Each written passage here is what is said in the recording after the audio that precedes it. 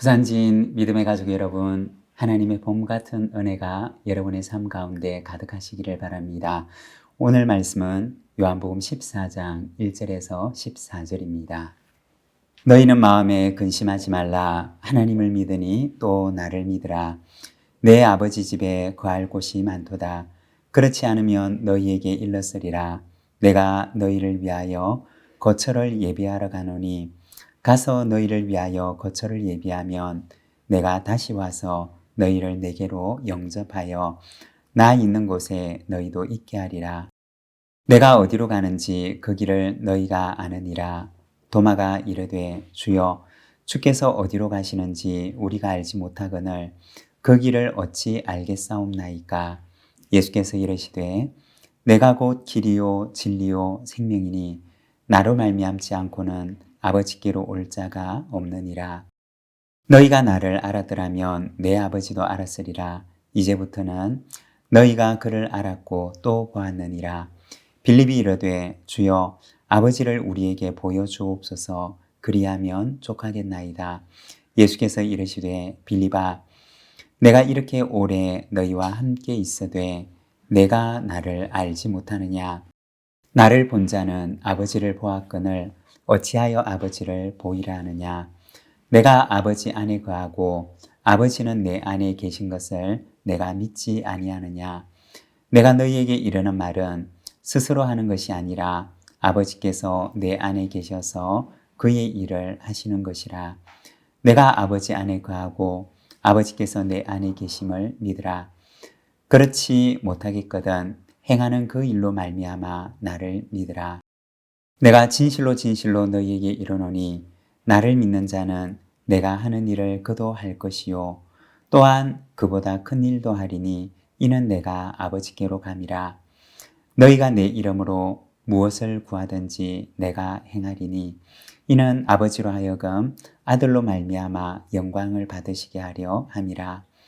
내 이름으로 무엇이든지 내게 구하면 내가 행하리라. 아멘.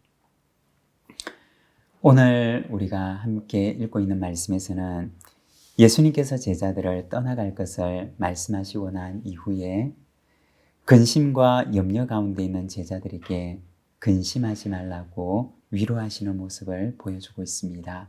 1절의 말씀입니다. 너희는 마음에 근심하지 말라. 하나님을 믿으니 또 나를 믿으라.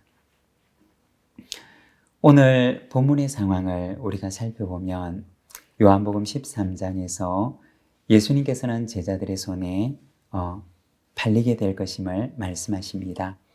그리고 예수님께서 떠나가실 것과 지금은 제자들이 따라올 수 없음을 말씀하십니다. 예수님의 제자 베드로는 호기롭게 자기는 따라갈 수 있다고 말을 합니다. 그러자 예수님께서 베드로에게 말씀하십니다. 닭 울기 전에 내가 3번 나를 부인하리라. 인간의 호언장담이 얼마나 부질없고 허황된 것인지를 보여주시는 것입니다. 또한 십자가의 길은 자기의 힘으로 갈 수 있는 길이 아님을 말씀하시는 것입니다. 그 후 근심에 잠겨 있는 제자들에게 말씀하십니다. 너희는 마음에 근심하지 말라. 하나님을 믿으니 또 나를 믿으라. 근심하지 말 것을 말씀하십니다. 여러분, 우리의 근심은 어디에서 시작되는 것일까요?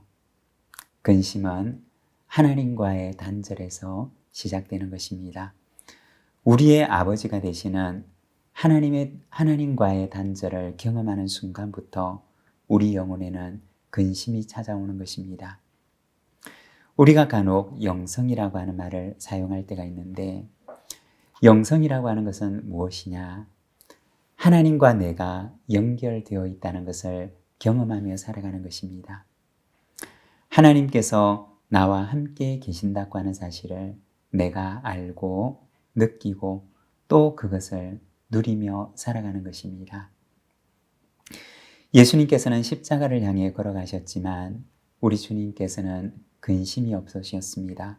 왜냐하면 주님은 언제나 성부 하나님과 연결되어 있었고 성부 하나님과 함께 계셨고 성부 하나님과는 뗄 수 없는 교제 가운데 계셨기 때문입니다. 우리에게는 언제 염려가 찾아올까요? 하나님께서 나와 함께 계신다고 하는 사실을 우리가 놓치는 그 순간입니다. 내가 하나님을 놓치는 그 순간에 내 마음속에는 불안과 근심과 염려가 찾아오는 것입니다. 하지만 그 순간에도 하나님께서는 여전히 나와 함께 계시는 것입니다. 2절과 3절의 말씀입니다. 내 아버지 집에 거할 곳이 많도다. 그렇지 않으면 너희에게 일렀으리라. 내가 너희를 위하여 거처를 예비하러 가노니 가서 너희를 위하여 거처를 예비하면 내가 다시 와서 너희를 내게로 영접하여 나 있는 곳에 너희도 있게 하리라. 예수님께서 제자들에게 말씀하십니다. 내가 너희를 위하여 거처를 예비하러 간다. 여러분, 만일에 돌아갈 집이 없는 아이가 있다면 그 마음이 얼마나 불안할까요? 낮에 아무리 재미있게 놀아도 저녁이 찾아오게 되면 그의 마음은 슬픔과 불안이 찾아오게 될 것입니다. 하지만 돌아갈 집이 있는 아이는 아이들과 노는 놀이에서 때로는 이기는 순간도 있고 지는 순간도 있지만 그러나 저녁이 오는 것에 대한 두려움은 없습니다. 왜냐하면 돌아갈 평안한 안식처가 있기 때문입니다. 여러분, 우리는 돌아갈 집이 없는 아이가 아니라 돌아갈 집이 예비되어 있는 하나님의 자녀들입니다. 이 세상에서 잠깐 동안 거하는 이 집을 떠나게 되면 더 좋은 집을 하나님께서는 우리에게 허락해 주십니다. 주님께서는 제자들에게 말씀하십니다. 내가 너희를 위하여 거처를 예비하러 간다. 여러분, 하나님의 자녀로 하나님 안에 있는 평안이 저와 여러분에게 언제나 함께 하시기를 바랍니다. 6절의 말씀입니다. 예수께서 이르시되 내가 곧 길이요 진리요 생명이니 나로 말미암지 않고는 아버지께로 올 자가 없느니라. 도마가 예수님에게 주님께서 어디로 가시는지 우리가 알지 못합니다 라고 말을 하자 주님께서는 말씀하십니다. 내가 곧 길이다. 주님께서 곧 아버지께로 가는 길임을 말씀해 주신 그러한 주님께서 참된 길임을 도마에게 말씀해 주셨던 것입니다. 여러분, 예수님께서는 우리의 길이 되십니다.